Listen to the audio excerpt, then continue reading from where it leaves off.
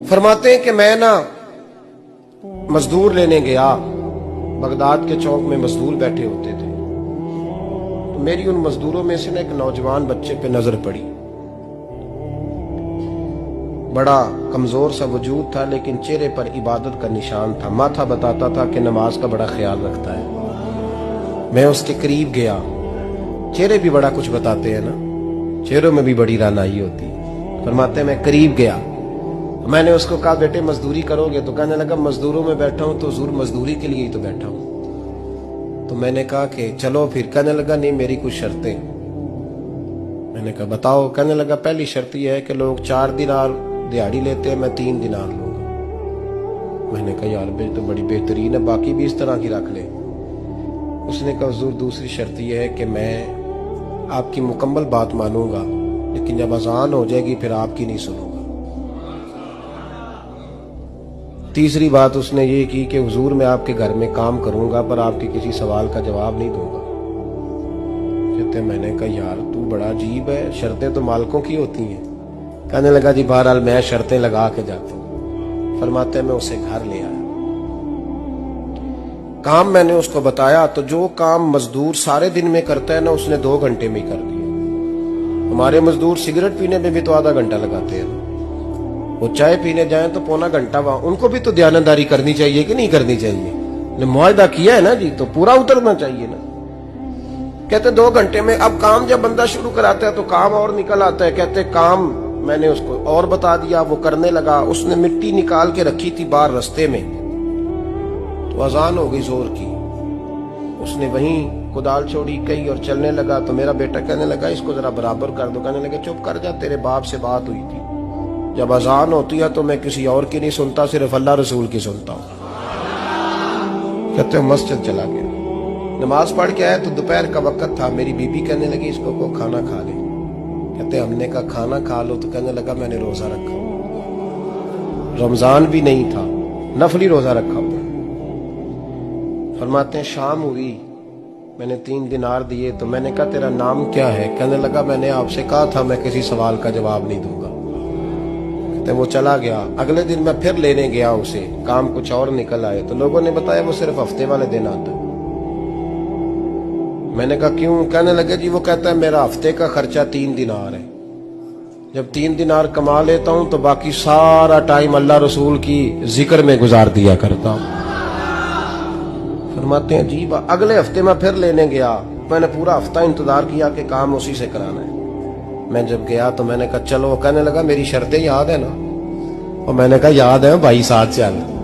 फरमाते हैं काम कराया। 2-3 हफ्ते वो आता रहा। एक हफ्ते में गया तो लोगों ने कहा हुजूर आज नहीं आया। क्यों? कहने लगे बीमार हो गए। कहाँ घर है? कहने लगे बगदाद के कब्रिस्तान के पीछे जो कच्ची आबादी है उसमें रहता है। फरमाते मैं गया, दरवाजे पे दस्तक दी तो कहने लगा हुजूर आप हैं? दरवाजा खुला है, आ जाइए। फरमाते हैं मैं अंदर गया तो मैंने कहा तुम्हें कैसे पता चला मैं आया हूं? कहने लगा हुजूर अल्लाह वाले हो, आप नहीं आना था, वरना अमीर तो गरीबों का पता लेने कोई नहीं आते। कहते मैं करीब गया तो कहने लगा मैं आपका इंतजार कर रहा था, तेज बुखार है, तप रहा। जेब से कुछ पैसे निकाले। कहने लगा ये पैसे रख ले। एक अंगूठी निकाली। कहने लगा हुजूर आज रात को मेरा इंतकाल हो जाएगा, इन पैसों का कफन खरीद के सुबह जनाजा पढ़ के मुझे दफन कर देना, और जब दफन करो तो ये अंगूठी लेके असर के बाद हारून रशीद के पास जाना।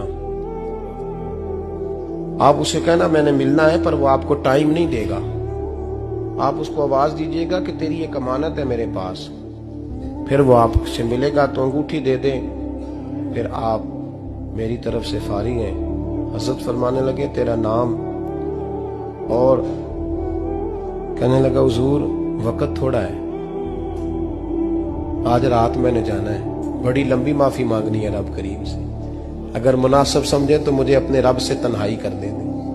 फरमाते मैं आ गया पर उसकी बातों ने मुझे सारी रात सोने नहीं दिया। फरमाते सुबह बड़ी मुश्किल से सूरज निकला, मैं गया दरवाजे पे हाथ रखा तो दरवाजा खुला हुआ था। अंदर दाखिल हुआ तो खुशबुएं मेरा इस्तकबाल कर रही थी। जब चेहरे से कपड़ा हटाया तो उसका तो इंतकाल हो चुका। इंतकाल हो चुका है, ऐसे जैसे किसी का दीदार करके सोया। कहते मैं तो 2 आदमी ले गया था जनाजे पे, पर पता नहीं दुनिया किधर किधर से आई, कहां कहां से। अखा जदों मीटियां जमाना मैनू रोवेगा, अपना ते अपना बेगाना मैनू रोवेगा। फरमाते हैं मैं तो 2 बंदे ले गया था, पर पता नहीं मखलूक कहां कहां से आई। जनाजा पड़ा, दफन किया। हारून रशीद के पास में असर के बाद गया, मैंने बुलाना चाहा पर बादशाह था, मेरी तरफ देखा ही नहीं। मैंने उसको कहा तेरी एक अमानत मेरे पास है।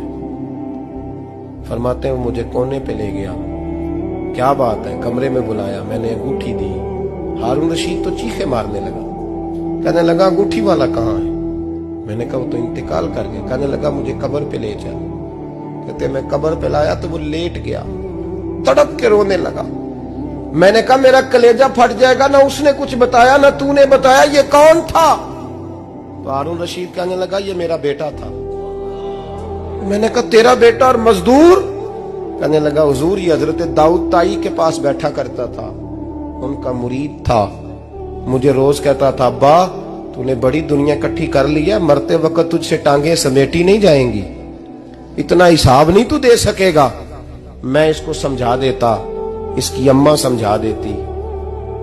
ये रोज हमें कहता छोड़ दो, आ जाओ अल्लाह रसूल की बारगाह में झुक जाएं। हम समझ। एक दिन ये चला गया, कहने लगा फिर तुम्हारा रास्ता और है और मेरा रास्ता और है। ये सोने की अंगूठी गलती से इसके पास रह गई, गलती से हीरे की अंगूठी चली गई। कहने लगा देखो मेरे बेटे ने आज वो भी वापस कर दी है। फिर तड़प के कहने लगा हारून रशीद था तो ये मेरा बेटा, पर मेरा मुर्शद निकला, मेरा पीर निकला। भाई जिंदगी तो बड़ी थोड़ी है ना। बाबा साहब ने कहा था उठ फरीदा सुत्या, और दाढ़ी आ गया ही पूर, अग्गा नेड़े आ गया, पिछा रह गया ही दूर। उठ फरीदा सुत्या खलकत वेखन जा, मते कोई मिल जाई बख्शिया ते तू ही बख्शिया जा। उठ फरीदा सुत्या झाड़ू दे मसीत, तू सुते रब जागदा, तेरी डाडे नाल परीत। मेरा रब हमें भी अपनी बारगाह में कबूल फरमा।